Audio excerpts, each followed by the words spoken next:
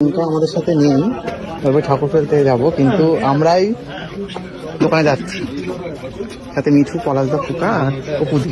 আমরা অনেক খুঁজে খুঁজে বড় ঠাকুর খুঁজতে পাচ্ছি না। কোনটা কি নেওয়া যায় ঠিক হচ্ছে। এরপরে আরো অনেক টুইস্ট আছে, সেটা পরে দেখা যাবে। একদম আপাতত বাড়ি কেনা কিন্তু হয়ে গেছে, এই যে একদম রেডি। সারপ্রাইজ থাক হ্যাঁ, পরে দেখাবো আমরা রাতে। একদম। এক পঙ্কা সাউন্ড বসেছে, কিন্তু তো ঠাকুর রেডি হচ্ছে।